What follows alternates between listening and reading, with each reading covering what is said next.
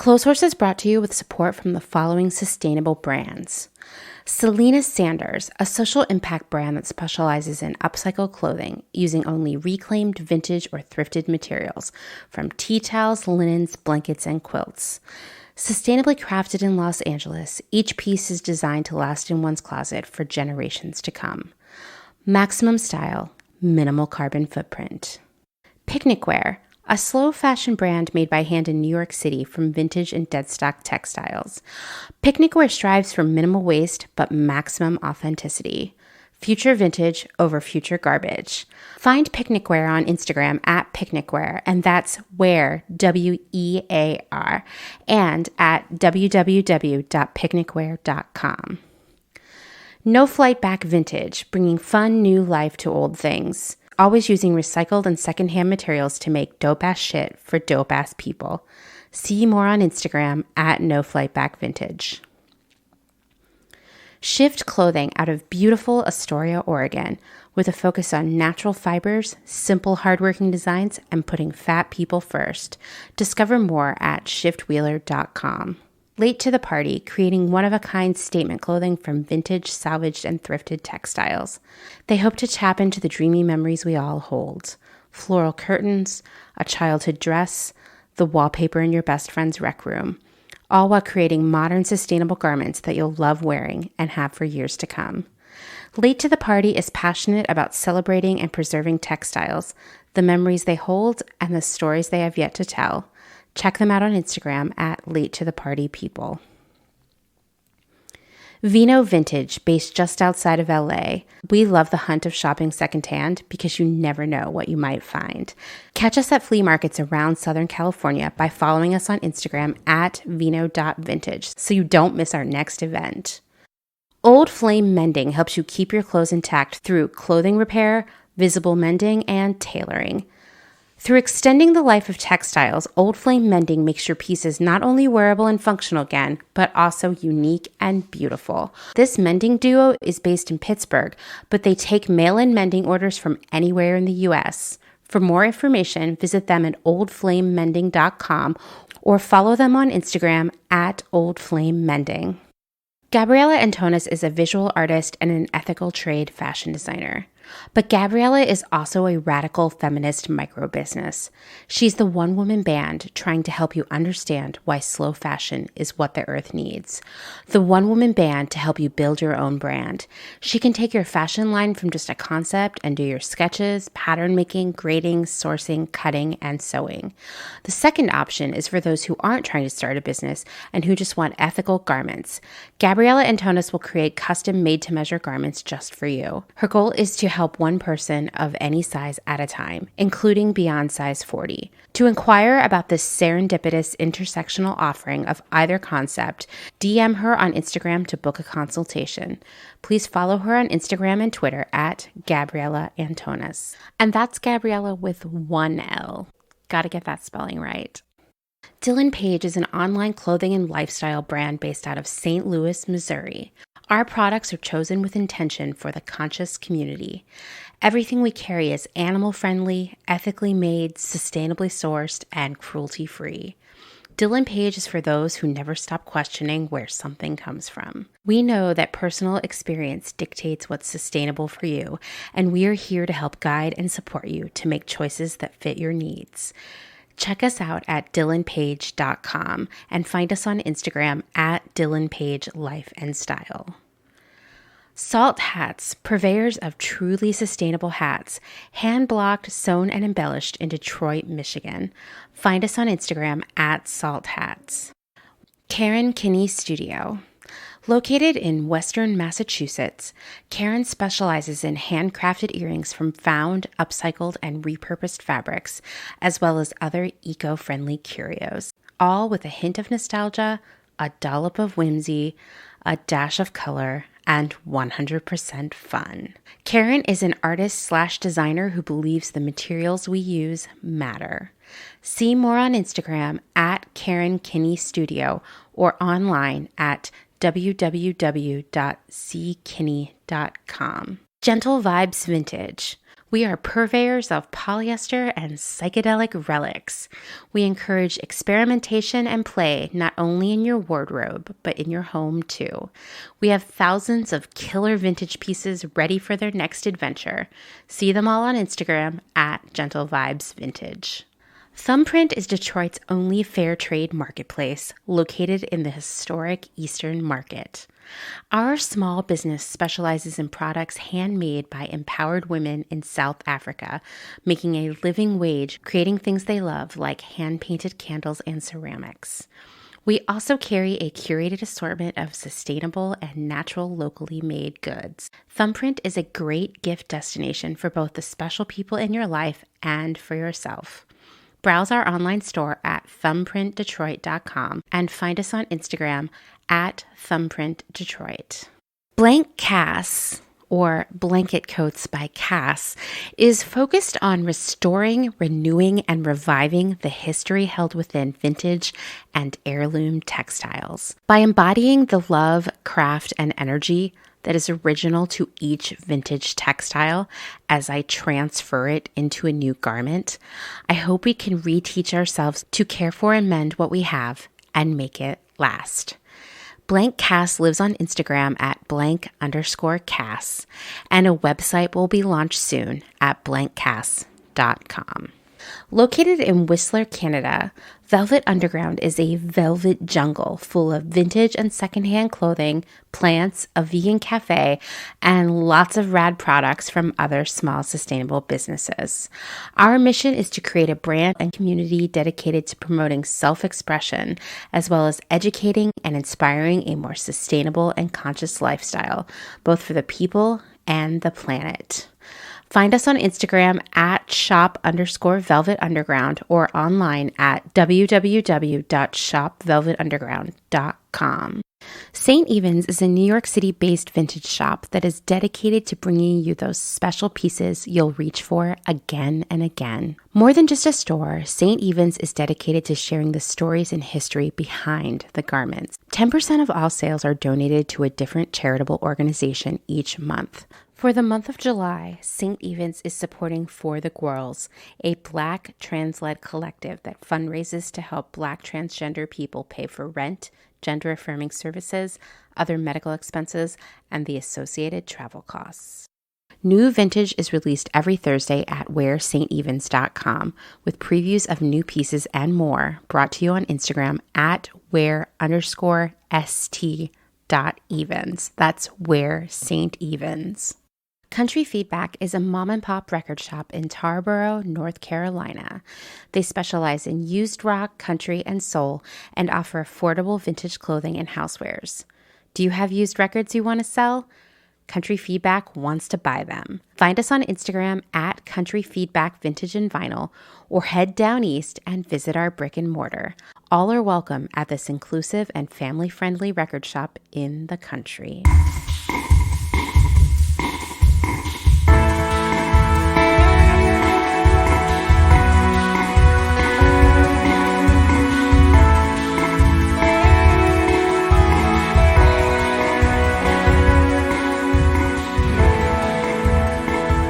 Welcome to Clotheshorse, the podcast that wants you to please stop giving secondhand sellers a hard time about their pricing. Seriously, just don't do it. Be nice.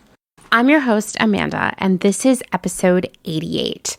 And today, I'm so excited about today's episode. Our extra special guest is Jade, aka Fashion Without Trashin.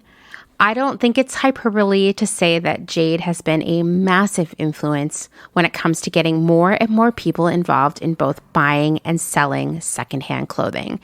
She's been doing this for a very long time, so she's got a ton of stories and expertise to share. So whether you sell secondhand, buy secondhand, or maybe you're just a little secondhand curious, I think you're going to learn a lot today. This is part one of our conversation, because as much as I thought that I would be able to cram this all into one episode, there was just too much stuff that was too good to cut out. It's a good problem to have, I promise. Today, Jade will share her journey as a reseller from eBay. Yes, remember eBay? Okay, I'm going to be honest. I use eBay all the time. Anyway, to Poshmark, to literally opening her own store. I'm just going to jump in here now and say, no, we're not going to be talking about Danielle Bernstein. If you're familiar with Jade via that story, this is going to be a great opportunity for you to learn the real reason for following, supporting, and admiring Jade, which is that she's a hard worker, I would say a low-key business genius, and most importantly, a rad, thoughtful, and funny person. If you're unfamiliar with Jade, but know the name Danielle Bernstein and have to get the tea, go check out Jade's safe stories. Or don't, because that's just not what Jade's story is really all about. She's an expert in all things secondhand. And since that's not something you can study in school, I can safely say that she learned all of this with lots of work, trial and error, and just a love for what she does. By the time you finish this episode, you will know more than ever that selling secondhand is hard work, it's skilled work, and it's worth paying for. We're also going to talk about our feelings regarding big, fast fashion brands getting into the resale market. You know I get riled up about that, much like they all tried to get into rental before the pandemic. And I'm just going to plug myself here on my own podcast, but if you haven't listened to last week's Instagram Live, our birthday extravaganza about rental and why my feelings about it are complicated, please go check that out on Instagram, because rental is another example of these big retailers, these big fast fashion brands seeing a piece of their money pie disappearing and deciding to jump in on it and realizing that the things that make fast fashion inherently bad for our planet and its people kind of ruin rental and undo any good effects it has. So go check that out. I'm excited to be doing a couple of episodes about secondhand again, because I truly believe that secondhand is the future. Do you know, it is July, almost August of 2021, and I haven't bought any brand new clothing this year. That's huge for me. That's never happened in my life, even though I've always been a pretty big secondhand vintage shopper. But this year I was like, that's going to be my focus. And you know what? I look better than ever. I also am just going to say that secondhand is the key to ending fast fashion as we know it. And when I say fast fashion, I mean the way of doing business that is exploitive, that's wasteful, and rips off its customers. It's a business model that will always prioritize profits over people and planet. And when I say ending fast fashion, I'm not saying let's make sure that clothing is more expensive and less accessible. Let's take some stock here of the sheer volume of new clothing that is passing in and out of our lives at just a raging velocity. The average American is buying a new garment every 5 days, give or take a few hours. There are tons of us who don't buy new clothes very often, that solely shop secondhand, that wear our clothes until they disintegrate into dust. So think about it. We are offsetting all those other people to get to this one garment every 5 days or so, which means that there are lots of people who are buying a garment every 2 days or every day, or I you know what, I can't even let my brain think of a period smaller than 1 day, because even that's kind of mind-blowing. But like, that's the reality. Like, it's easy for us to say, well, I don't buy that many new clothes, or I've been wearing the same clothes since college or high school. But when you say that, what you're really saying is, holy shit, there are a lot of other people out there buying way more clothes to get us to this point. We're buying, and when I say we, I mean the larger we, not you and me. We're buying way more clothes than previous generations, and we're wearing them for a shorter period of time. In fact, oh, this one hurts me. The average garment is only worn 7 times. When we're done with these clothes, often the only option appears to be either the trash can or the donation bin. Well, and I've talked about this before, but I'm just bringing it up again. A mere 15% of our unwanted clothing actually gets donated to thrift stores and charities. The remainder heads off to landfills, and we're talking millions of tons each year. The level of textile consumption and waste each year is mind-blowing. Only 7% of those garments that are donated, remember that's only 15% of our unwanted clothing, is ever worn again by another person.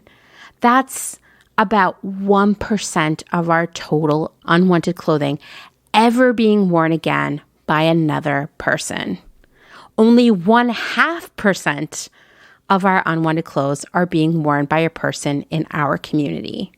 I know this is a lot of percentages and figures, and it might be hard to envision because even as I was saying it, it was kind of like, I know these are bad, but like how bad are they? So let's try this. I bet you have 100 garments in your life. Let's include socks. Hell, we'll break the socks apart and count them individually as 2 garments, right? Underwear, tights, pajamas, all of that. We're going to pull all of that together to get to this number. Now think about this. Only one of those garments, maybe just a sock, will ever be worn by another person that isn't you. Now cut that garment in half. We don't want to cut up those socks. It's too sad. Let's say it's a pair of jeans. One leg of those jeans will be worn by someone locally. Now, I know no one is buying or wearing single leg jeans, but I do think that could be a hot trend. Just putting that out there. But you get the idea. When you picture the rest of your clothes that will never be worn by another person, you have to realize that this is a compelling argument for one, buying less new stuff in general, and 2, reselling what you can, or giving it to someone else to resell, because donation, as much as we would love it to, just isn't getting the job done. And Jade and I are going to talk about that a lot in this episode and even more in the next episode, because there's a lot of confusion out there in the general population about what's happening to our donated stuff. It's kind of a secret for a reason. As we'll discuss today, there's just too much stuff flowing into these thrift stores to ever rehome it all, to even properly sort it all. Instead, we're just passing the burden on to other countries. We're shipping tons and tons of our unwanted stuff overseas where it becomes someone else's problem. I'll be getting into that more next month when Liz from the Orr Foundation joins me to talk about the impact our unwanted clothing is having on Ghana. So that's in the future. Let's now jump into our conversation with Jade, because after that, I'm going to teach you about the pyramid of merchandising. And I know that sounds very mysterious, like it should be in one of those Time Life Secrets of the Unknown books. Well, it's way less sexy than that, I promise, but it's interesting nonetheless. All right, let's meet Jade.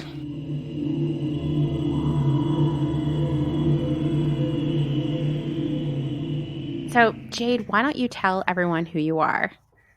Well, hello. Thank you, first of all, so much for having me. I'm Jade Myers. I am a clothing reseller, and I also just opened a sustainable boutique in New York.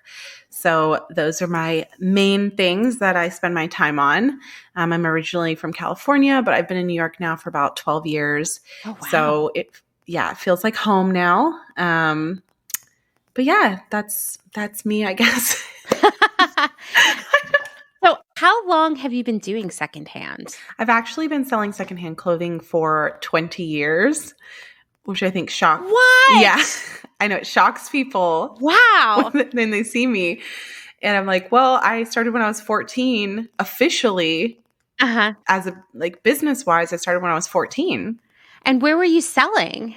eBay. So eBay was the first sort of like online platform that I joined. My dad was selling guitars on there. And of course, I always wanted new clothes. And so I was like, well, I guess that's a way for me to sort of have this never-ending wardrobe. And then, it all bloomed from there, really. Oh my gosh. And I'm just thinking, because we're still an eBay household over here, because I think people forget about eBay, and you can find some shit on there. Let me tell you, because people forget about eBay. And my husband and I were both very early adopters of it. And we love to just like sometimes sit down and talk about how old-timey eBay was back then. And I'm sure you can remember like people would send you money orders. Yes. And then you would ship their stuff. Can you imagine that now? And the pictures were so bad. Like, just, on the floor and so blurry. I honestly look back and think about it. I'm like, how did anybody buy anything from this? I know. And like, I'll tell you that there are still people on eBay who are living in 2000 eBay, like in terms of the photography, and the descriptions are so funny. But the rules, right? You will not return this if you don't like the color or something. Like they're so intense. You must email me before 2 p.m. Central Time. I'm like, whoa. It's a lot of rules. The thing about eBay 20 years ago is that it was full of scammers. It was the wild, wild west. There was very little to no PayPal. And you had to trust that strangers were going to pay you for something that they bought. Because I felt like frequently, and I mean a lot, people would bid and win and then never pay. And you would have to wait so long to relist because of that. Like you had to give them so much time to decide whether or not they were going to send you a money order or a personal check. Right. I mean, not that I took personal checks, but I know some people would. To be honest, I don't even remember. I think that I took money orders because I can vaguely remember receiving like mail or something, but I would have had to have my dad taking care of that because I didn't have a bank account at 14. I didn't have a bank account until I was like 16, I think. So I have no idea. I mean, and also I can't even believe the amount of stuff that we did on the internet when I was that age just like blows my mind as well. I'm like, why were you not monitoring this? Yeah. I'm like over here talking to like old guys buying my clothes probably. Like, I don't know, like there's pictures of me online in these clothes, like no supervision. And totally they were creeps on eBay. Oh, I mean, like the internet. There's still creeps on eBay. Yeah, no doubt. And I would get weird messages from dudes, like horny dudes, asking me to like model things for them. I still get messages from horny dudes. I mean, it's just like when I think of the internet in 2021 and I'm like rating in my mind sexiest website to least sexy website / app, eBay is on that unsexy end for me. Very unsexy. It doesn't have a good design. No. It's not very cool. No. Absolutely Still creep, not. Though. Absolutely not. So, okay, so you went all the way back to eBay, but I know that you also sell a lot on Poshmark, right? Or did at least. No, I do. Yeah, I still do. And so do you still sell on eBay? No, gosh, no. No, that's a long story of a steep decline. And I mean, no doubt. I've been hearing some pretty crazy stories from people who did sell on eBay for a long time, but it just, I mean, one, it's not a place where a lot of people shop now. At least a lot of people who are buying what you're selling. Yeah, especially and fashion. Two, right. The way that like eBay has changed, or I guess like sort of prioritized the customer over the seller to such an extreme. I don't know how anyone can make any money off of eBay. I don't know. Right? I've been reading horror stories of people who are like, I inherited a whole bunch of really high-end purses from my grandmother. I sold them on eBay. People received them, then sent pictures to eBay of a different purse that wasn't nice, that wasn't vintage. And eBay said, okay, give them the money back. So I was out the purse and the money. Like there's just no one sides with the sellers there. No, they really don't. And the final straw for me, I was on their app for 10 years and I had their app or their website, whatever. And I had never went below like a 98% rating. And all of a sudden one day they send me this email saying, we're permanently banning you. What? Like, for what? Yeah. And I had no idea what it was even for. I'm like trying to call them, get somebody on the line. Like nobody would talk to me. They're basically saying like, nope, sorry, we can't touch this. You're permanently banned. And I finally got somebody higher up to tell me what had happened. And it was that I had received multiple 4-star ratings on the cost of shipping. And they said that, they reserved the right to remove me because I was charging people too much for shipping. And I was like, I literally use your shipping. Like, I literally use your shipping metrics and your everything to you tell me how much to pay for the shipping and I buy the label through you. So how is it possible that you're even allowing somebody to rate the cost of the shipping when it's the actual cost of shipping? Well, it's not up to us, ma'am. It's up to, their discretion. I was like, their discretion of what? And they're like, well, maybe you should have offered free shipping. I knew that was coming.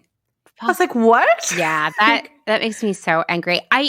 It's interesting because I feel like that around that time, they started alienating a ton of sellers. Mm-hmm. So many people around that time that I know were thrown off, banned for life for really silly things like that. And now there's very little clothing on eBay, Right. In comparison, because so many of the other apps and stuff. Totally. Because that used to be my first stop all the time.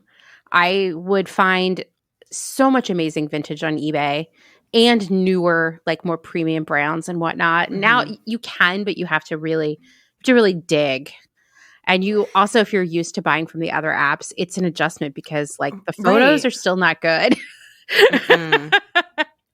And it's just a very different interaction and feeling. Like, I mean, if you want vintage now, you can go to Etsy or you can follow one of the tens of thousands of amazing vintage curators on Instagram and go directly to their websites. Like, you don't really need eBay or some of these other places anymore when you can go directly to these sellers and give them the money. Because, I mean, truth be told, I'd rather give them the money than have them giving 20% or more sometimes to the apps. I know. I'm consistently shocked by the fees on Poshmark. Like, sometimes it didn't really sink into me like fully until I sold something for $100 and received like 70 of it. And I was like, 80. Should be 80. Unless you gave free shipping. I think I gave free shipping. See, there you go. I was like, what? Like, what have I done? And so I think that's a pretty high fee. That said, I mean, Poshmark gets you instant access to like a gajillion people. So it's like a marketing cost almost. That's how I look at it, honestly, that Poshmark does actually do a really good job for me as far as marketing, and my items are constantly showing up in their ads on Google. So I'm usually one of the top ones if I have that product that's being searched. But that's also coupled with the fact that I take high quality images, do full descriptions, use keywords. Like, I try to make the most of it because I know that they're running these ads and I want to be the person who has their listing in that ad because it's invaluable. So, and they want, and vice versa, I think they want people like me who have those good photos and good items to be featured because it gets them a higher conversion rate. So they have a customer who's seeing that ad more likely to click on it if they're seeing the exact item that they're looking for that looks like it has a stock photo. And even though it's my original photos, it's just better for them overall. Yeah, totally. And your photos are like very professional. So it's actually becoming a problem. I'm not even going to lie. I didn't even think that I never thought that this would be an issue, but on a daily basis, I get comments like, can you show real photos of the actual item, please? Like, can you post real photos of this? Is this the actual item being sold? And I'm just like, oh my gosh, yes. Like, it's my photos. I've even had people tell me they're going to report me for using stock photos. I'm like, please go to my Poshmark closet and take a look for 2 seconds, and you will see that these are all my photos. Like, wow, that's so maybe funny. I've gone too far. I mean, they do look really good, but like, I guess if I was gonna accuse someone of using stock photos, I'd probably take a screenshot of their photo and do a Google reverse image search. Just saying, guys, if you're gonna troll, correctly. I don't even think that they're trying to troll. I think they genuinely just think that I'm like that I'm lying. Like, I had people like generally be like, they're not your photos. I want a real photo. I'm like, yo, seriously, just throw it on the floor. At my profile. Make sure that your phone lens is really dirty. Just take it out. Right? Be sure it's really wrinkly too. I'm like, here I am investing thousands of dollars into like getting my photos to look like, you know, I'm the Revolve of used clothing or something.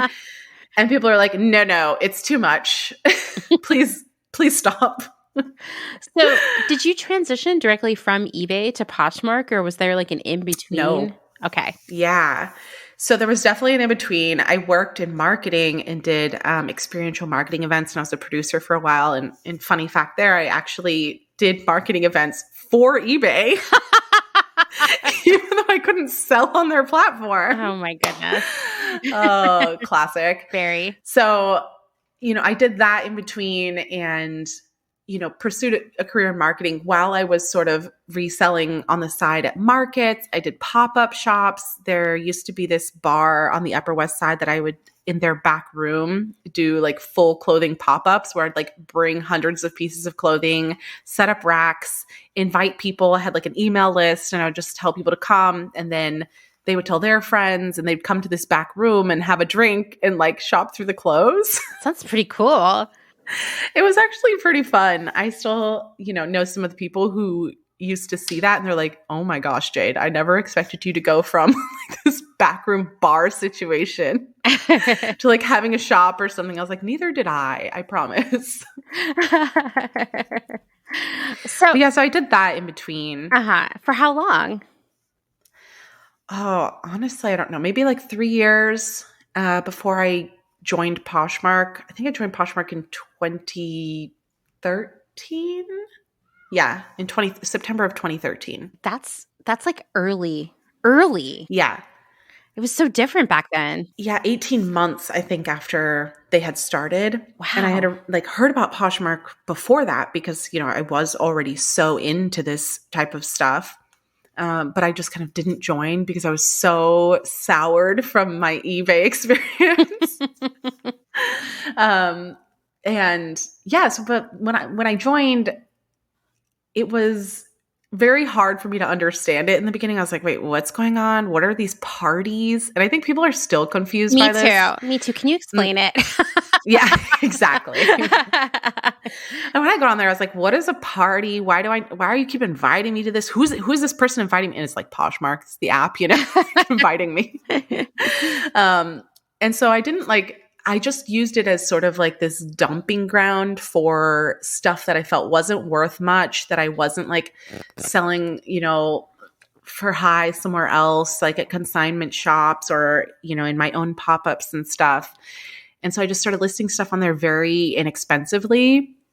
And I thought of it as kind of like a lowbrow place to sell like your Forever 21 sort of a thing. I was wrong. I will fully admit that I was completely wrong. And I wish that I had, you know, amped up much quicker on the app. And by the time I like started selling full time on it, it wasn't until 2016 that I started taking it more seriously. And, you know, my husband was kind of like, I don't know if you could do this full time on this app. Like, it doesn't seem like it's bringing in that much money. You're kind of doing a lot on it. You're getting like $400 a week. And I'm like, yeah, you're right. And then I started utilizing Poshmark's marketing tools a bit better, like their price drop option. You know, they didn't have a lot of the other marketing tools that they have now back then, but you still could do price drops and it would notify people like that you were dropping your price, and that would bring in a lot of sales. I didn't really know this for a while. And right before my husband and I were leaving for a trip for his cousin's wedding, we had like no money. It's like, I honestly don't know how we're going to do this.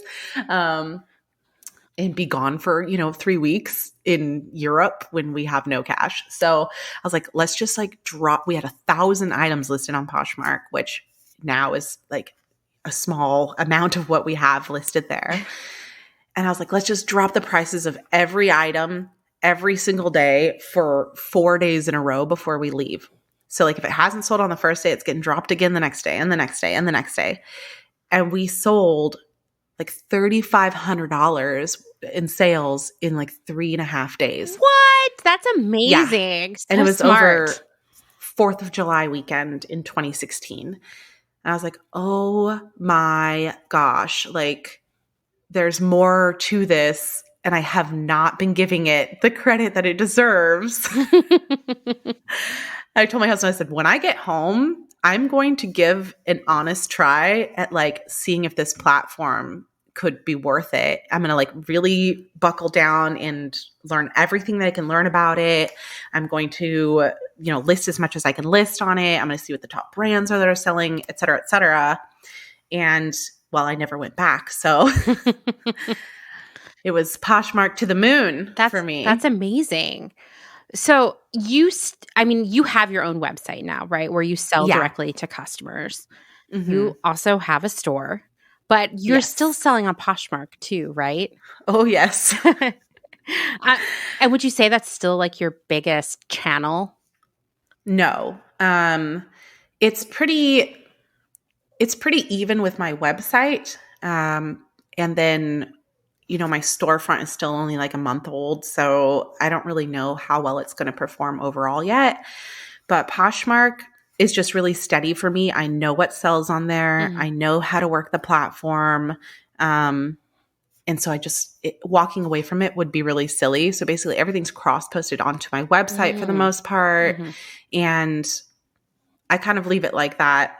But I also sell bulk inventory to resellers through my website. So that generates a good amount of income for me through my website. And that's the bulk of the income from my website.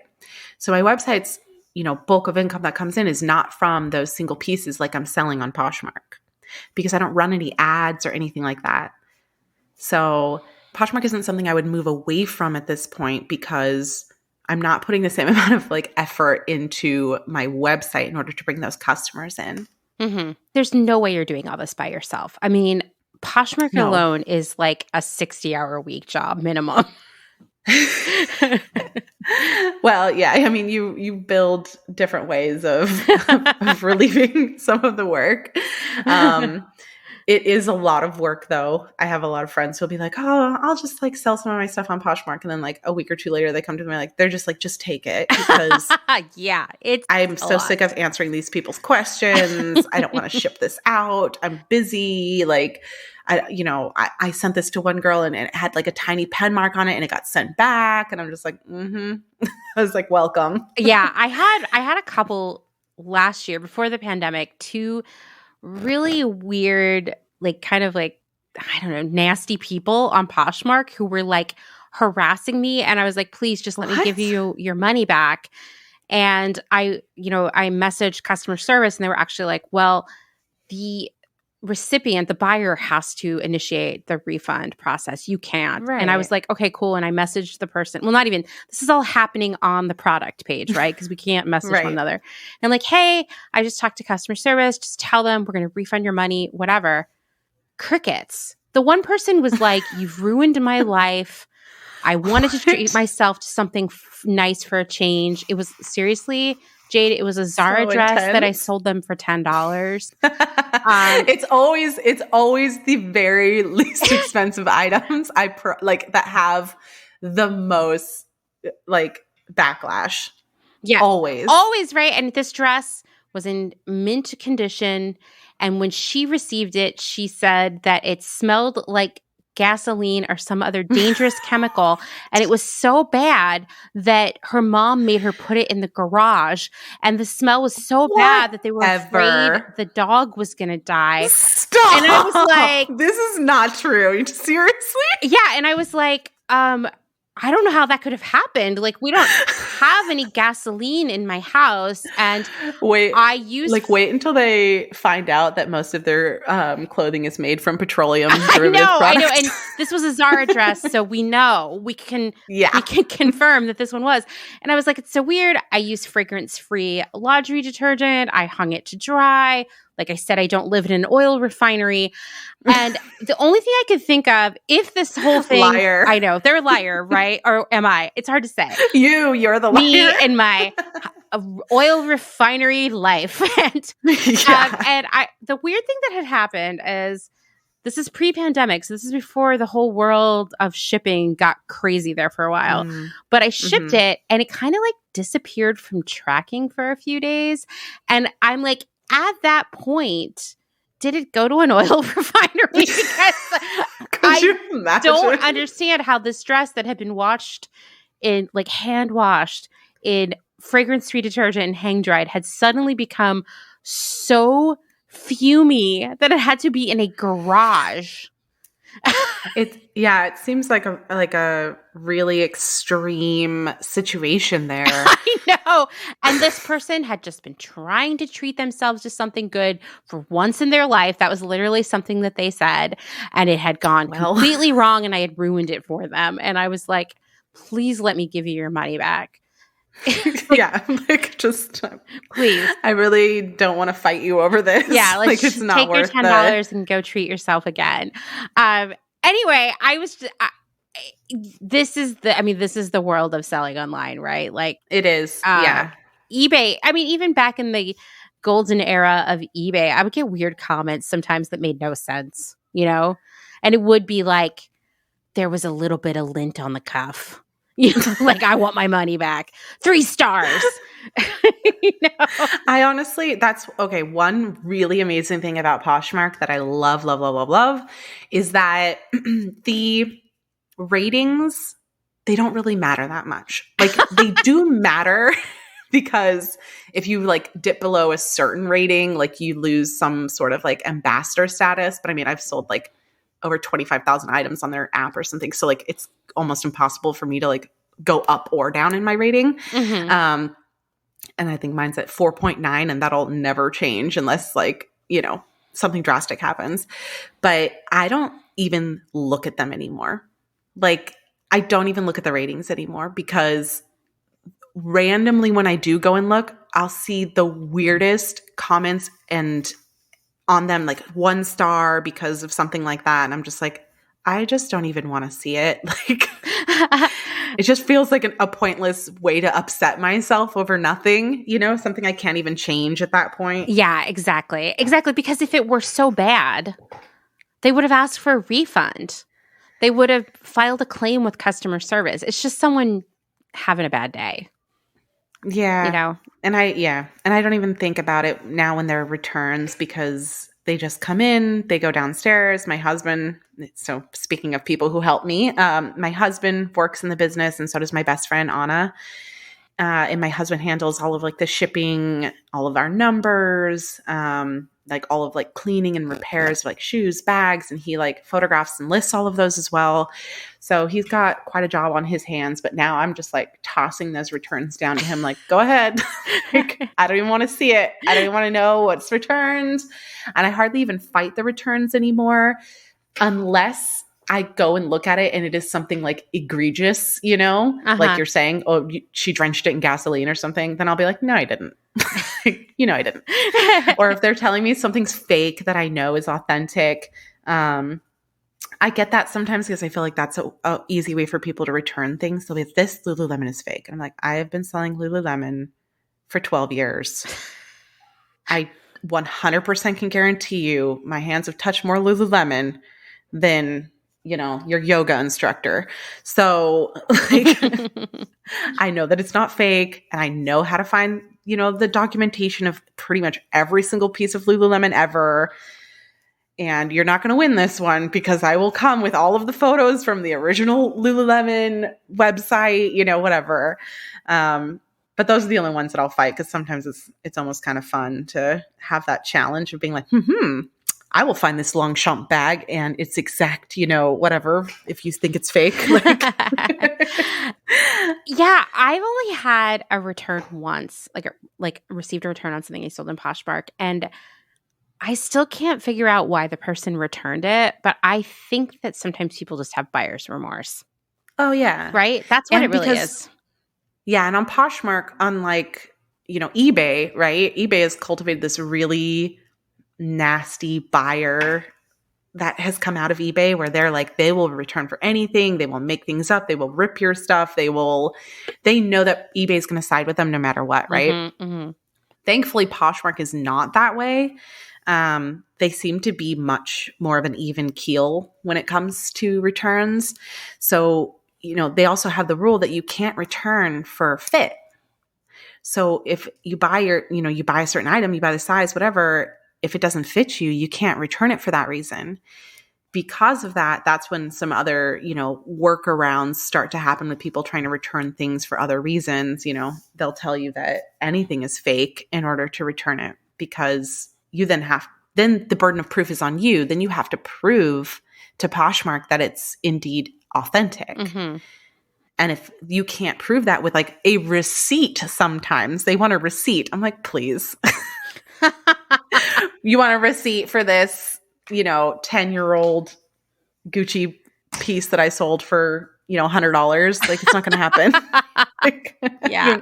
I don't have a receipt for that, and you know it. So then you have to like let them return those things. Yeah. I mean, definitely, obviously. And sometimes it's just like not worth the argument. Right. I will say that something I really appreciate about Poshmark that I really, really noticed a lot around the holidays is like, while shipping was suddenly the world's worst nightmare for anyone selling anything, they were super communicative to buyers, and they really supported sellers, and they really held a lot of hands, like in terms of constantly providing information about where things were and what was happening and your expectations around when you might receive something. Whereas Etsy, rather than doing the same thing Poshmark did, instead didn't back up customers at all. I mean, sellers at all, and let people leave tons of shitty ratings for slow shipping. Oh, no. And the only thing they did to address the situation was put a banner on their site that said, "Shipping is slow. Buy a gift card instead." Like, what? What? That's not helpful. I know. And all of my friends who sell on Etsy and like that's their business had a terrible December. A kind of a terrible January too, because they were still getting harassed by people. I know. And I would always cite like, wow, Poshmark did such a good job of just being very clear and open and like protecting their sellers. In the beginning, it was pretty scary though as sellers, because we were shipping out all this stuff and it was not moving. And some of it wasn't even scanning in. Oh, yeah. And so then people were allowed after 7 days to cancel those orders. And so I had things like $300 items, whatever people were ordering for Christmas, getting canceled. And I was losing my mind because I had like $7,000 worth of stuff like either lost or canceled, or, something else. And I was like, Poshmark, like, what's happening? I'm freaking out. My stuff is not scanning in. Like, I took it to the post office like I always do, Mm-hmm. And so it was like really scary at one point. And Poshmark was like, well, we can't really do anything if you haven't scanned it in. And I was like, all right, fine then. I'm going to figure out a way to make sure all of these things get scanned in. Like, so I went to one of my like contacts at USPS and was like, listen, I dropped these off. I know I dropped these off. I don't know where the heck you guys put them, but they need to be scanned in because you never scanned them, and I'm going to lose my mind. Like, thankfully, I go in there every single day. So like there's enough trust built up that they were like, okay, we're not supposed to do this, but like, you promise you dropped all these off. I'm like, yes, you told me you would scan them. Like, you didn't. Like, this is not my fault. And so they were able to scan those items in. And then, of course, they magically started tracking. Of course. There was so and they magically much of started that. showing up. Oh, man, you got to feel bad for everyone who was working at the USPS then, because it sounds like 100%. It was a shit show. And we've all had a job that was a shit show, and it sucks. And I was really sympathetic. I mean, I remember buying something from Poshmark the first week of December, and I received it the third week of January. No way. It was the weirdest thing. I want to say it was shipping from somewhere outside Philadelphia. The tracking showed it going to Maine. Did you get it for free at the end of it? No, I'm too nice. I just was like, this isn't anyone's fault. The USPS shipped it to Maine, And then it got there and they were like, oh shit, this isn't where it goes. And so they sent it back, but it somehow ended up like in the South somewhere. And it was just hanging out there for weeks. I had reached the point where I was like, okay, I'm setting a calendar reminder. And if it hasn't arrived by this date, I'm going to cancel the order because this is ridiculous. Right. And it arrived just in the nick of time. I knew things sucked. I had a microphone that I had sent to a guest that was just hanging out in Virginia for 4 weeks. Jeez. Who knows where? It just like disappeared from tracking. It just like didn't update anymore. Every day I would just get this message that was like, your package is going to be delayed or whatever. And I was like, yeah, no shit. It's like, and something that was a bummer for Poshmark sellers is that Poshmark has that USPS contract until 2024. Ooh. So they cannot they can't ship with anything else. So we're kind of like stuck only shipping. You can only ship with the Poshmark labels, and they are all priority mail USPS. So you can't even ship at a lower rate. You can't ship with another carrier. So when we knew all of these problems were happening with USPS and were going to continue to happen for a period of time, and meanwhile, you're looking over at FedEx, who I love FedEx.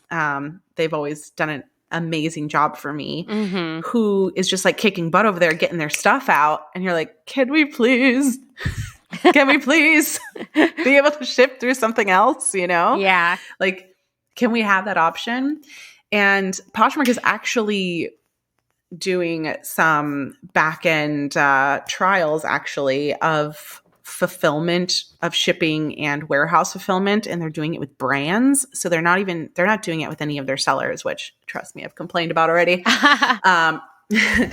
But they're allowing them to drop ship, so like sell things on Poshmark. Like Free People is doing this. Okay.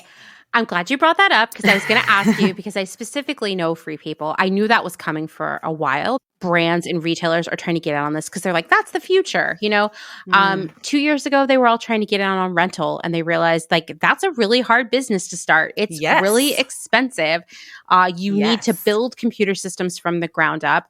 You can complain about the shortcomings of Poshmark or Depop or Etsy all you want, but like the fact of the matter is that those platforms are wildly expensive and complicated to build and maintain. Yes. And so I think these retailers are getting in over their heads with that. And also like, good luck pulling people away from Poshmark or Depop or Mercari or eBay or all these other sites that are out there. Or good luck competing with Instagram. Yes, that too, because they're all going to go out of business when Instagram and freaking TikTok, when people can just resell their shit right from their own platforms where they've built their own base, right? Mm-hmm. Like they don't need to go on these secondhand platforms all the time. Like I know people who make 6 figures selling on their Instagram and they have like 15,000 followers. Right. Good luck competing in that landscape. If you haven't already launched your platform, you're done. It's too late already. The competition is too tight. And the other thing that I've noticed is that a lot of these retailers are so hung up on the idea of like curation and lifestyle and telling stories.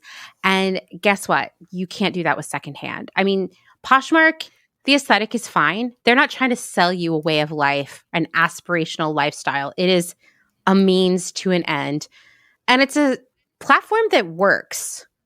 You can't go in there and be like, yes, but I want my platform to be boho and, wellness and like whatever. Like it's just too niche for a resale market, I feel like. Yeah. I already, knowing this so well, it also just irritates me to the core that they don't tap actual resellers to help in these projects. Why would you not be tapping into these resellers who, like many of us, like I know other resellers have been doing it for 20 years as well, started when they were 15, So like there are people who've been doing this for a really long time, but why wouldn't you be seeking out the top reselling sellers on these platforms and tapping them and paying them for their information and bringing them in to run your shit, Like I'm very confused by this because I could help them save a lot of time. So yeah, I feel like these brands are getting in over their heads, but I do see, like I've seen Free People on Poshmark, and I was like, I know this is their way of testing out this idea. And I feel like it's really unfair to people who are selling, who are resellers on Poshmark, whether it's people like you who it's actually your full-time job, or just the casual person who shops a lot at Free People and wants to clean out their closet. Because how do you compete You can't. with brand new stuff at that price? You cannot. And you cannot compete with their stock photos. You can't compete because there are things that they are on there selling that, okay, it was originally $158 and they're selling it for $30 new with tags. I'm like, are you guys just dumb? Because you can get a lot more money for this, first of all. Second of all, you're bringing down our entire marketplace. Like you're ruining it. You know, now people who are taking the time to sift through product at thrift stores and save it from landfills, right? Who are cleaning it, steaming it, photographing, and doing all of this work for it. Now they're having to compete with you who's trying to get rid of your excess inventory that you overproduced in the first place. Like, not okay. Yeah. And I've spoken directly to Poshmark about this and expressed those feelings. And I expressed the feelings of a lot of people in the community, you know, the Poshmark community on social media that came to me and, you know, told me how they were feeling. And Poshmark was like, well, it's still just a test right now. We're just seeing like how it goes. So we didn't know that we needed to notify you guys. And we're like, I sell professionally on your app. Like, I need to know these things because I'll stop buying Free People then. If you are going to promote this closet, if you are going to allow them to drop ship, you're allowing them to use their own shipping methods, which we're not allowed to do. Like, and what? It's so much cheaper for them. Their shipping, trust me. Oh, I know. It's a couple bucks. Oh, I know. You know, and when I talk to resellers, one brand that comes up all the time that is a guaranteed sale is Free People. You know, like people are looking for Free People to resell, you know? Yeah, absolutely. It's not like it was just some random no-name brand. It's not like it was H&M, which would seem to me to have less resale value, but they've right? got Levi's on Poshmark selling their stuff now. Are you serious? I'm dead serious. And Levi's also has its own resale program. You know, I think that they're just throwing things at the wall and seeing what sticks kind of a thing. Mm-hmm. Yeah. But I mean, I don't know. I don't understand like why. I mean, Poshmark believes that by bringing these brands on, that it's going to help all of us. This is what they've told me, right? That they feel that it's going to bring in more people to the app if people know that there's a official Free People closet. I'm like, but why? They shouldn't. I don't know. I try to like say that there should be some ground rules at least for these brands. Like they shouldn't be allowed to sell things on Poshmark for lower than they put it on their own website. So if they never dropped the price below 50% of its original retail on their website, then they shouldn't be able to come over on Poshmark with a brand new product and sell it below that, right? You're just turning it into like a discount warehouse over here. Like it just ruins it. And I know plenty of people who purchase the overstock of Free People. And, you know, that's part of how they make their living and stuff. And it's like, do you guys, I don't know. Maybe it's just like frustrating to me being a reseller. I just feel like, do you have to be in every, like have your hand in every jar? Yeah. I mean, it's because like, I'll tell you as a person working in this industry, well, not working in the industry anymore, but you know, a year ago, this is what we would hear all the time. And I still read all the publications and it's like secondhand is coming, save your business. And, you know, I look at a lot of these brands who are getting involved and the reality is that they are really struggling to keep up as their core customer gets older.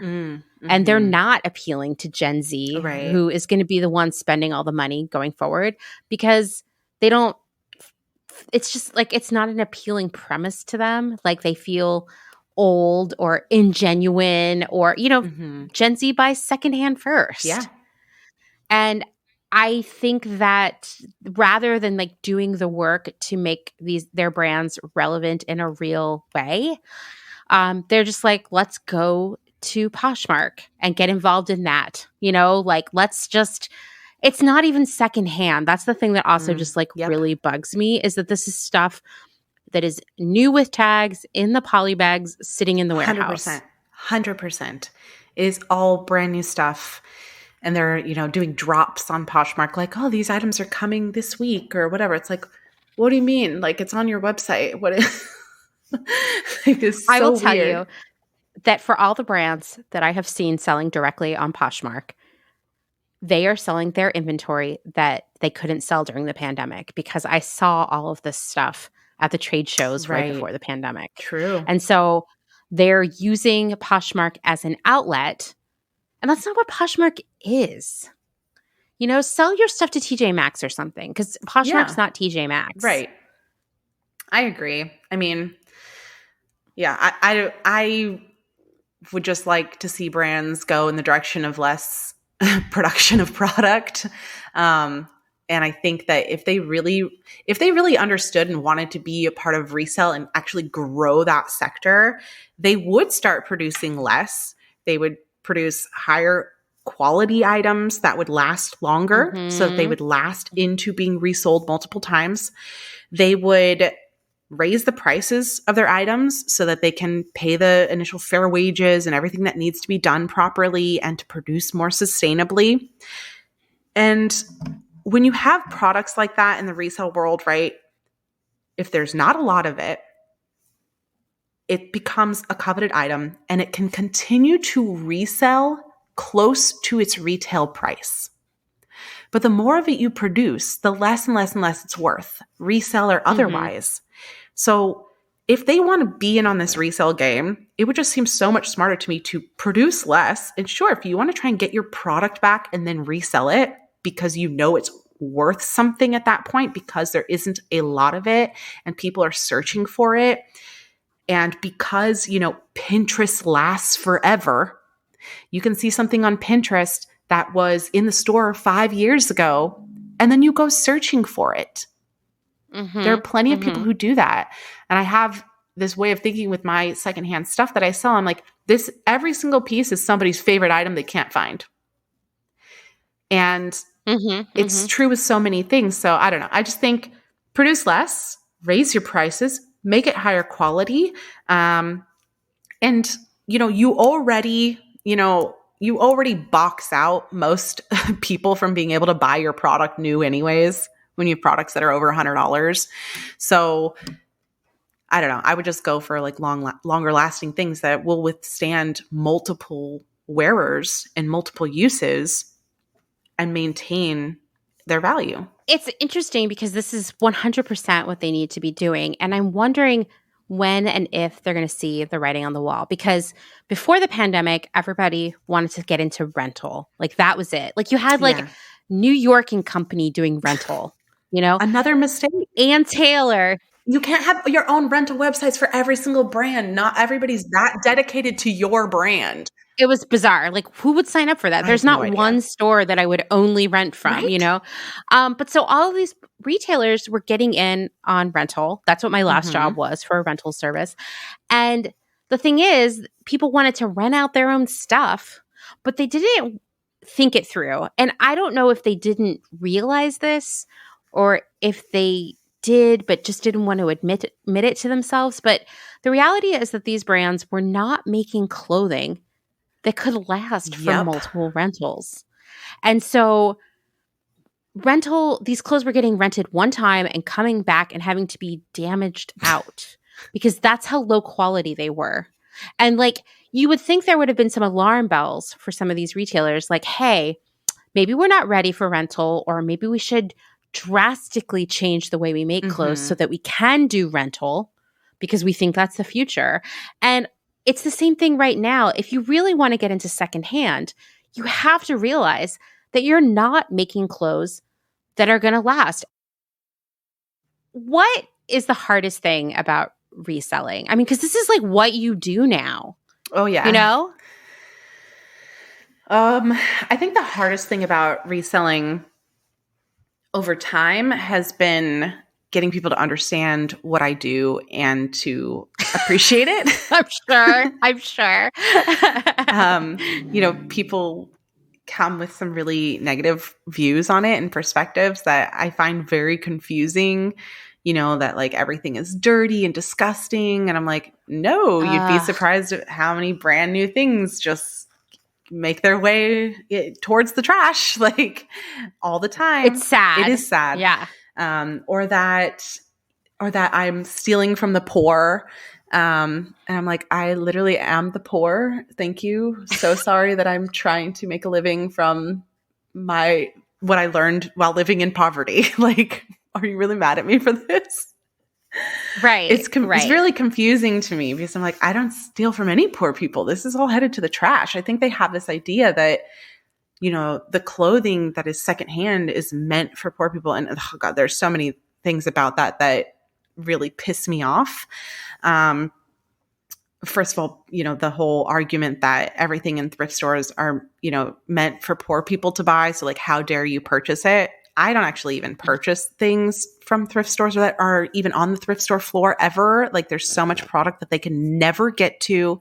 There's so much product that they don't want or need, or that they don't even know is worth anything, or that they don't care about because they don't have that specific training, and they certainly don't have the if you're a sorter at Goodwill or any Salvation Army, whatever, you're not going to have 20 years generally, right, of experience of reselling product brand by brand. So, you're just picking it. Is it like look okay or does it not, And so they just kind of like toss it back and forth. So there's so much product that's left over that's completely fine that, is worth money that they just aren't even able to put out on their floors. But I think also the most triggering part of that argument to me is that this idea that people who are poor have the time to thrift shop. Oh my God. I'm so glad you said that. As a almost lifelong poor person, I have to say that like I did not have the time for that because I had to work. Right. Because I had to take the bus everywhere, and it would take like an hour, and I had a kid, and like sometimes we needed to sleep. I need to clean the house. Did you have to laundry. sleep? I know, crazy talk, right? Should have been thrifting as a poor person. But I agree. I hear that all the time. There's this idea, and I don't think people mean it intentionally, but in their mind, the poor people, in quotes, get up every day and they head off to the thrift store to get their allotment of poor people clothes. It's just so confusing to me because I'm, if you go thrift shopping for yourself, for personal wear, right? It is very difficult. I can go through I could go to 8 thrift stores in a day and come out with maybe 2 to 3 items that fit me properly and that I actually wanted and was looking for. And that's if I spent an entire day, 8 hours doing it. And, maybe it may be different for the Gen Z, young girls who are fitting into a lot of things or wearing things oversized or remaking oversized t-shirts. But for, other people who may not have straight size bodies, it's not as easy to just go into a thrift shop and find outfits for yourself to wear, especially if you're going looking for something specific. I can tell you that going into most thrift stores in America, and if you're going to look for something specific for work, something specific for an event, finding your size, something that looks good on you and is what you're looking for, I mean, it's not easy. It takes a lot of time. Mm-hmm. And that time, whether you're poor or wealthy, whatever it may be, is still worth money to you. It's still time you could be working, or you could be spending with your family or children or doing your chores, whatever it may be. So by having all of these platforms now where people can go and buy online, they can just look up what it is that they're looking for and be able to find it a lot easier, right? It's like curated. It's already been cleaned. You don't have to worry about it having stains or holes or whatever else because people are going to describe that to you. And, it might be worth it to pay, $15 more in order to just save all of that time and effort. And I also think people aren't realizing like how much money is going to these fast fashion brands like Fashion Nova instead of thrift stores. Yes. They are getting beaten out. Thrift stores are being undercut by fast fashion by a long shot. You can get exactly what you're looking for, multiple outfits, all brand new with tags. Why would you go to the thrift store when it costs the same amount or more money at the thrift? Exactly. I mean, I think that's really interesting right there, because the criticism I hear the most often about both thrift stores and reselling is that the thrift stores are too expensive now and the resellers are jacking up the price. Well, first off, okay, I think you're confused about the value of clothing, which, to be fair, is understandable because, like you said, Right. Fashion Nova will sell you brand new clothing that is cheaper than the clothing you could get at almost any thrift store, really. And it's not because thrift stores are too expensive. It's because Fashion Nova is playing with the concept of value. Yeah. And they're not selling you stuff that's going to last. They're using terrible materials. They're paying poverty wages to everyone involved. I mean, Fashion Nova has had so many allegations of wage theft alone, you know? Right. Like they are not doing anything good No. to get clothes to be that cheap. And what happens is it suddenly makes you think that all shirts, when they're brand new, should be $5. Or that it's possible. Therefore, or that it's even possible. And it's possible. I know. And in any ethical, environmentally friendly way, right? And also, like, this concept of that, right, is, I think, something that's also being missed is that, yeah, they use these really inexpensive pieces as well to lure you in to the website or to lure you into being a customer of theirs or purchasing from them, because you're like, well, I can get, this slinky little white dress for $10 on Fashion Nova. I can get other things there too. And not everything is $10 or $15. I mean, you can go on Fashion Nova and find something that's $100. Like, you can. So, they're biting into that market as well. And without even realizing it, then you're spending, so much more money on their website for an inferior product than you would probably get most other places at the same price if it's above $50, let's say. Just because you're like, oh, well, this must be the cheapest place to get it because everything here is the cheapest. Yeah, it's true. It manipulates you, but it also puts this little like Post-it in your brain that dresses should be $10, right? Brand new. And so, clothes depreciate in value most of the time, especially if it's a fast fashion item. It's just like, people are like, oh, the moment you drive the car off the dealer's lot, like the value, is cut in half or something.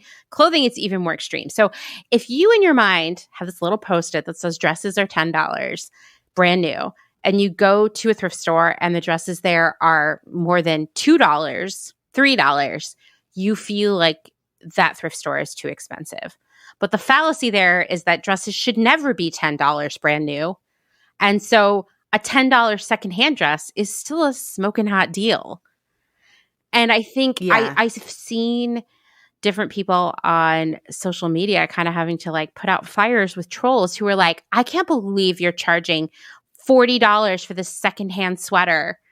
And it's like, you should have seen it when it came into my hands. Like, it had pilling all over it. It was dirty. It was cleaned. We steam it. We photograph it. I pay a model. We list it. We describe it. We ship it to your door.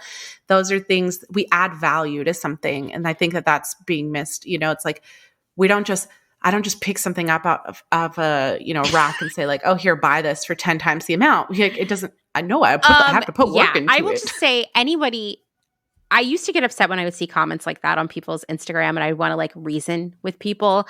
And even though it wasn't even my Instagram, I just wanted to swoop in there. And then I was like, you know what? That person doesn't thrift, because if they did, they would know, oh my God, that person probably spent 8 hours of thrifting just to find that, because I never see that when I'm thrifting. That's a score. And it probably smelled weird. I swear to God, half the stuff I see at the thrift smells like Gain, and I can't with that. And it's like extreme, or it smells like cigarette smoke, or it was pilly, or it had a slight stain because it was at the thrift store for a reason. They don't see that they don't know, because they don't go thrifting, that like you have to put work into things you thrift if you're lucky enough to find it in the first place. And then I'm like, I'm not going to deal with this person. They just need to go thrifting, and understand. Like, that's why everybody who I know who sells secondhand is like an expert on laundry, an expert on simple repairs, an expert on brands and spotting, counterfeits. And they know like the history of clothing and they know what people like. And that's also a whole series of special skills and talents.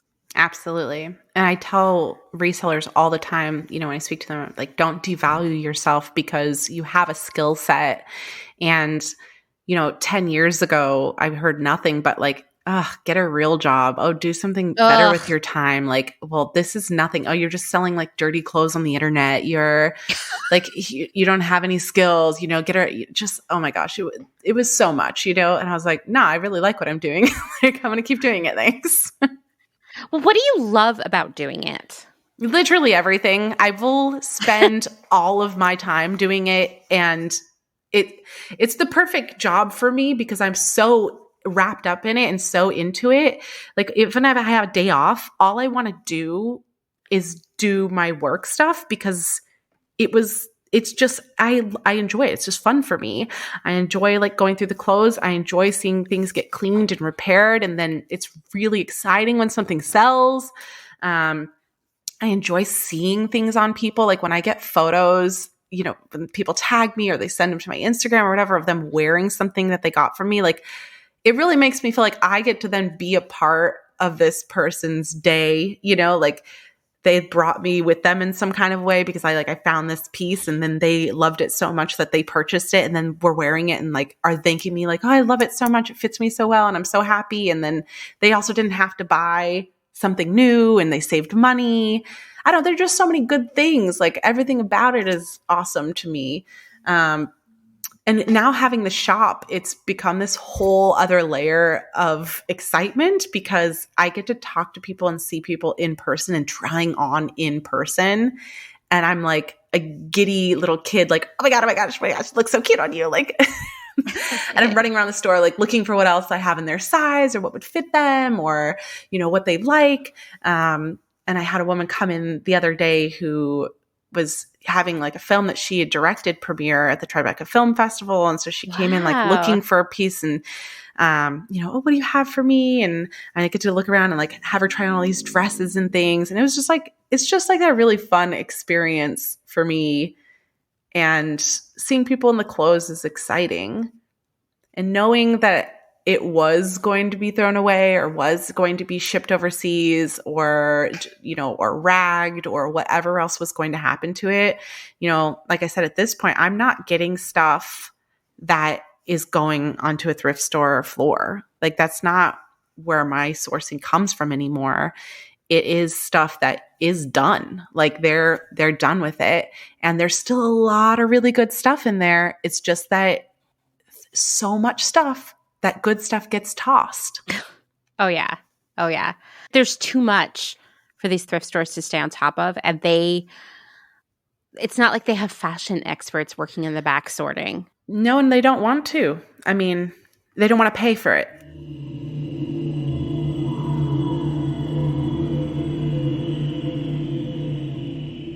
Jade will be back on Sunday, and we're going to be talking more about all things secondhand.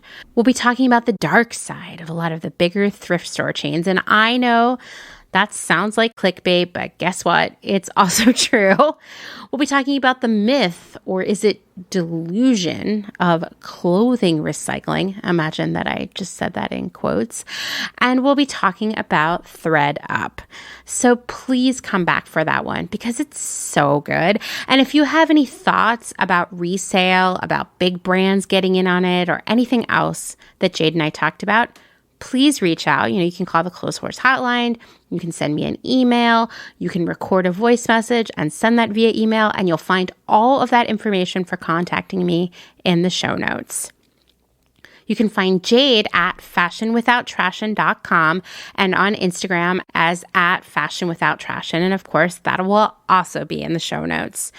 Her Instagram, I can't recommend it highly enough. It is an incredible resource for any of you who are looking to build your secondhand business or just learn more about it. She's always sharing a lot of really good information in her stories. So remember when Jade talked about places like Fashion Nova sort of getting you through the door with a $10 dress, but then selling you more expensive stuff too while you're there? Well, that's an actual retail / buying / merchandising strategy. Even grocery stores use it, where it's often referred to as a loss leader. For example, a lot of grocery stores sell rotisserie chickens as a loss leader. They make little to no profit off of rotisserie chickens, but that's okay because their hope is that when you come in the door for that reasonably priced pre-made chicken dinner, you'll also stock up on some other things while you're there, because you already made the trip to the store. And the store will make more profit and more revenue off of the yogurt and the dish soap and the bread that you picked up while you were there. Also, fun fact, rotisserie chicken is a surefire bait when you're trying to trap feral cats. That's actually how I trapped Brenda's mom, Jim, to get her spayed.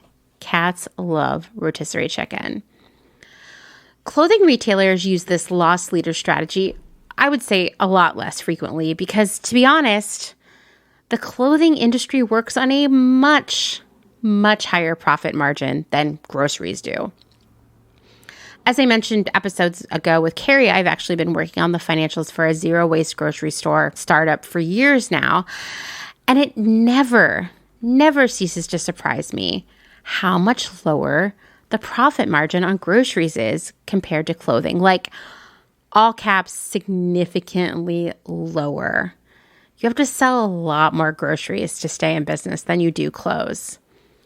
I know that places like H&M used to, and maybe still do, price swimsuits incredibly low with little to no profit built in, with the hopes that you'll be lured in the door by the cheap swimwear and then pick up a much more profitable cover-up, hat, and sandals while you're there. So I guess that's a loss leader. This kind of thing it just drives me wild with frustration because the customer doesn't know that H&M is planning to literally lose money on swimwear. So they get angry at other brands for charging a much higher and logical price for swimwear, especially brands that only sell swimsuits. They can't not make a profit on what they sell. Also, good quality swimsuits, not the kind that you're buying at H&M, are so expensive to make because you need really specific fabrics that won't expand in the water, that hold their shape and don't become transparent when they get wet. Swim is a risky, expensive, not very profitable category for a lot of reasons. One, like I said, it's expensive to make a good bathing suit because the fabric itself is very technical, very specialized, and it's always going to be more expensive than some random polyester that's being used to make, a $29 dress. There are a couple other things that make swim really challenging in terms of profitability. One is, going back to what I was saying about these H&M bathing suits that are basically being sold at cost, customers are really resistant to paying a lot for swimwear for the most part because it's not a super useful item for most people in most parts of the country, right? Like if you live somewhere warm where you can spend a lot of time at the pool and the beach, that's a totally different story. And you might be more willing to invest in a bathing suit. But like if, say, you live where I live in Pennsylvania, you're really only looking at a few months out of the year when you can wear it. And so that makes an expensive bathing suit a lot less appealing to a customer. So they're always going to be a lot more sensitive to price. You also have to rein in the pricing here, right? You're in this tough situation where you're like, okay, the fabric's more expensive, but customers don't want to pay more. What's the balance there? Well, the balance is that you don't mark it up as much. And so it's a less profitable category. And lastly, the other thing that makes swimwear really, really difficult, really risky, I guess I would say, from a financial perspective, is that for the most part, you have a very short window for selling bathing suits. Now, I have a lot of mixed feelings about this. I'm going to start by saying that. But, in general, most companies are sort of adhering to this old-timey calendar of buying things and putting them on sale, even though they're buying stuff twice as fast and, bringing in twice as many styles.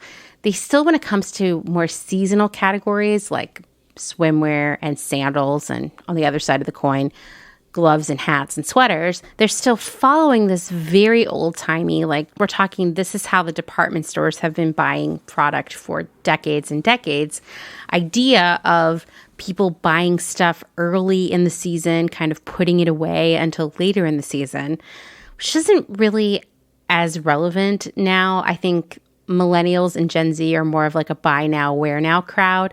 And so they're not going to buy a pair of sandals or a swimsuit 4 months before they can wear it. Same thing with gloves and hats. But retailers are still buying this way. So you see this stuff in the stores very early in the season and then going to markdown very early. They're bringing in a lot of swimwear around February so people can have it for spring break. And they're expecting to put it all on sale, I would say by July in most cases. Which is why if you're like me and it's late July and you still didn't get a swimsuit this year, you're probably out of luck. But that short selling window means that you have to buy exactly the right number of units of every style and the right number of styles. Because if you buy too much, you're going to be practically giving this stuff away by the end of summer.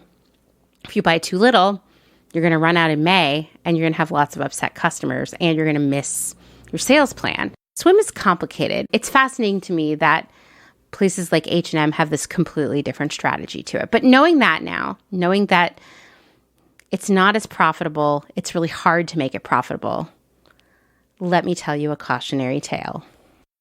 This is a lesson I have learned.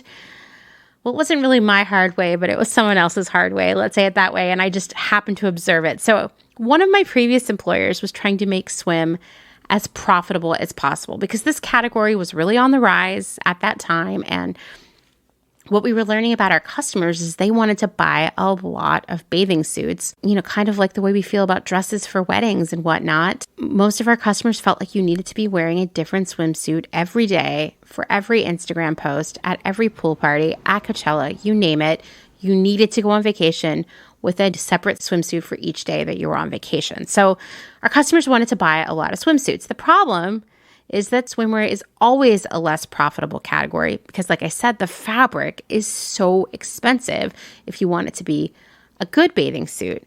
But this employer of mine wanted us to make swimwear more profitable, but also not raise the price because they wanted customers to continue to buy lots of bathing suits.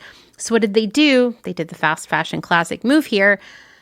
They reduced the cost of making the swimsuit, which meant, of course, swapping out the fabric. And guess what happened? Tons of women ordered swimsuits for spring break that literally expanded in the water, like grew and fell off their bodies before they could get out of the pool. I mean, total nightmare, right? There were so many extremely upset and rightfully so emails that came in after that spring break. In general, outside of H&M and their swimsuits, clothing retail doesn't operate with a loss leader strategy. Instead, we talk about the merchandising pyramid. Other companies might call it the pyramid of price points, the assortment planning pyramid. It doesn't matter. It's a pyramid. So let's close our eyes and picture a pyramid. It's widest at the base and narrowest at the top. Let's imagine drawing 3 equidistant horizontal lines across that pyramid, breaking it into 3 layers. The bottom section will end up being the biggest because it's the widest part of the pyramid, right? The tippy top will be the smallest because it's the narrowest, it's the point of the pyramid. And the one in the middle, well, it'll be medium-sized. Okay, you can open your eyes now. Buyers use this breakdown, this pyramid split into 3 sections, to plan what they're going to buy. The bottom, widest part of the pyramid will be the lowest price point product, the cheapest stuff. And a buyer will buy the most units of this stuff because the hope is that 1, it will lure customers in the door because it's so cheap, going back to this $10 dress at Fashion Nova. And 2, customers will buy multiples because of that price point. So, you might put a lot of basics in that category. most certainly it will be the most widely popular product because you're buying the most units of all of this stuff. So think skinny jeans that are like $59, 2 for $20 tank tops, layering pieces like bandeaus and bralettes. All of these items at the bottom of the pyramid will be offered in a variety of colorways with the hopes of getting the customer to buy multiple units. This price bucket and sort of aesthetic, I guess the aesthetic here is mass appeal, is referred to as good. So the bottom of the pyramid, good. File that away. The next slice of the pyramid, that middle section, it's still pretty big. Maybe not as big as the bottom, but it's close. And it's called better. Better is that medium price point. Not expensive, not cheap. Still pretty accessible, but not those like smoking hot deals that are going to get someone in the door. Some people might call these the more elevated basics, because here there are button-up shirts, which would have been too expensive for the bottom layer of the pyramid because there's too much construction involved to keep them at that kind of low price. We won't maybe have skinny jeans in this level because they're kind of basic, but there will still be something that a lot of people want to buy, like, cropped flares, right? Something that's appealing to a lot of people. We'll see easy dresses that anyone can wear with any body type. Here, the buyer will still buy these things in multiple colors, but not in the same huge way as the items in the bottom of the pyramid. The top of the pyramid is called best. And this is the stuff that is the most expensive and the most experimental, the kind of styles that might only sell in big cities or at the very least to a very specific customer. These styles are bought the smallest, maybe only 50 or 300 units, while the buys for the lower levels of the pyramid could range from 1,000 units to 20,000 units or even more, depending on the size of the retailer. The top of the pyramid, this best stuff, is just there to sort of elevate the rest of the product offering. This is the stuff that will bring in a certain type of customer who cares less about deals and more about trends. This stuff will certainly be very trendy, edgy, more difficult to wear, a lot more of an all caps look. As a buyer, I would take one idea and I would play it out through the different layers of the pyramid in different ways. So let's say spring dresses. The bottom of the pyramid, the good bucket, would be mostly knit, easy dresses at a price point, maybe like $29 or $39, with the plan, of course, that at some point during the season, they would go on promo for $10 or $20 less. So suddenly we're saying, here's a $19 dress. Getting a lot closer to Fashion Nova here, right? These dresses would have little to no details, definitely not pockets, probably not even a zipper or buttons, something that would just pull over the head. And it would probably be a solid fabric because prints are more expensive. Not like $10 more expensive, but like every cent counts here.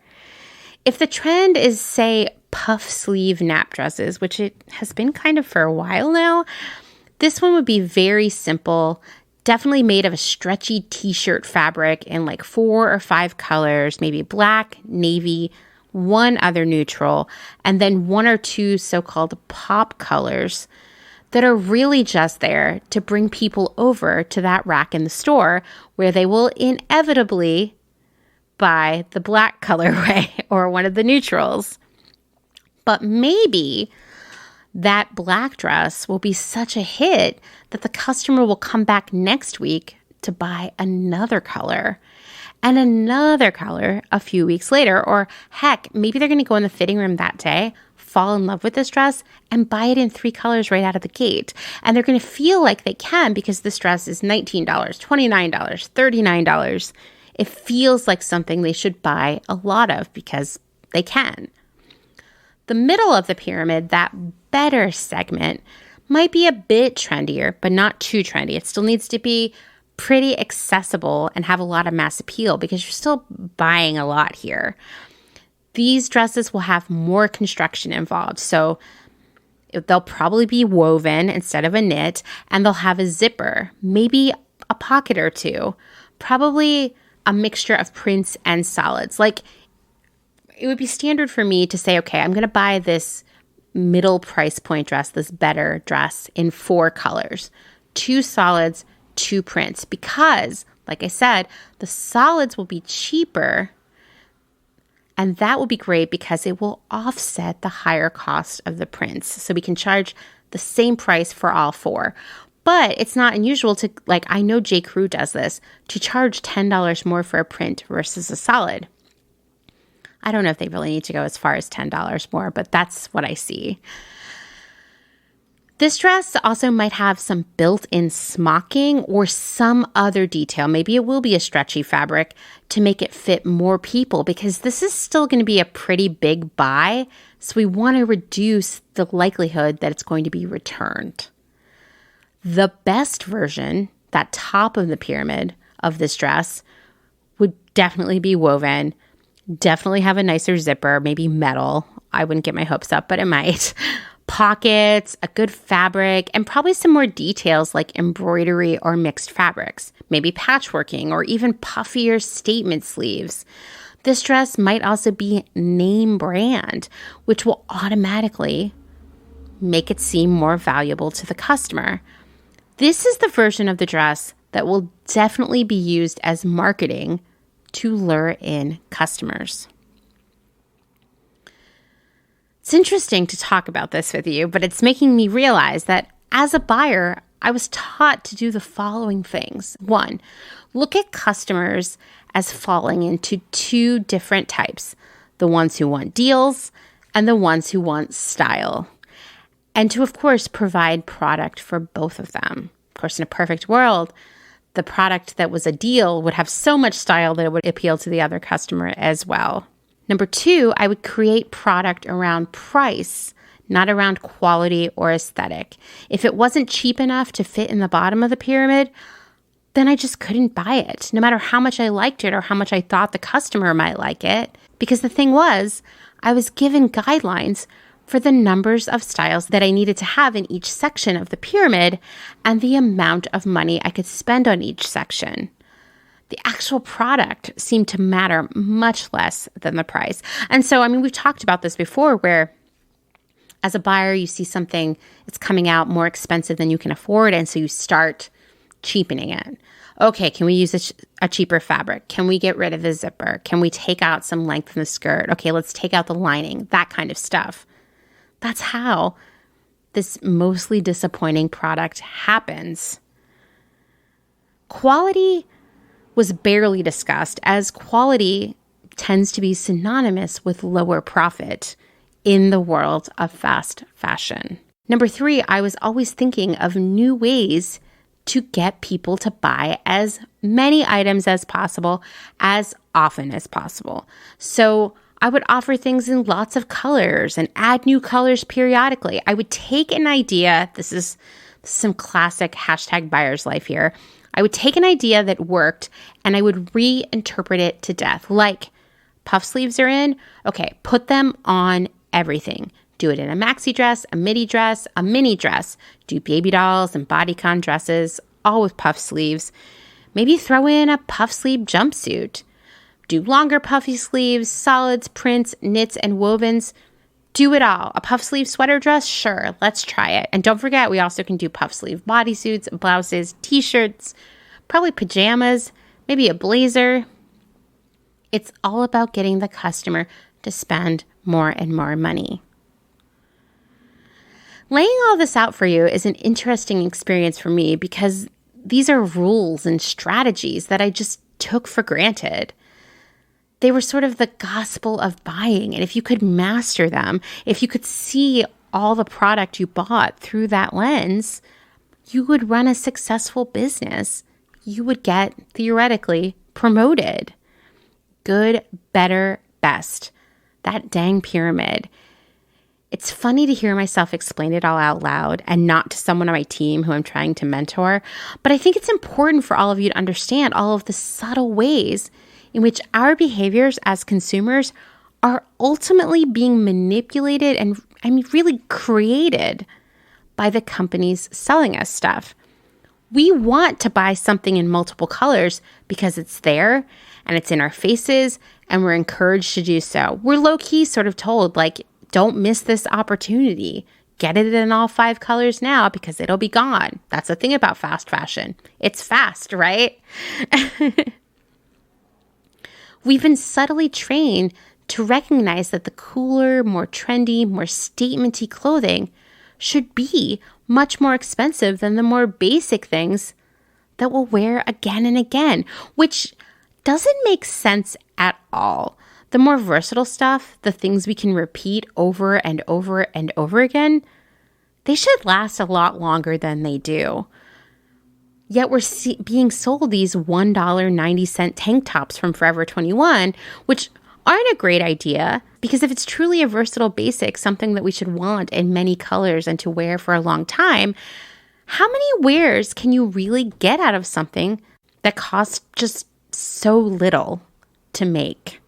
It's been exciting and still remains exciting to be on this journey with you for more than 1 year as we unpack what we buy, how we buy, and how it all impacts our planet and its people. I've learned so much in this process, maybe even more than you, not to brag. And I'm committed to always doing better and better, both when it comes to my own relationship with clothing and shopping, and with the information and ideas I present to you here on the podcast. Because you know what? We are all in this together. And it's our mutual support of one another, our openness to new information, our bravery when it comes to changing up our own habits, because it's hard. It's hard to change up what you've been doing your whole life. And our desire to see a better world.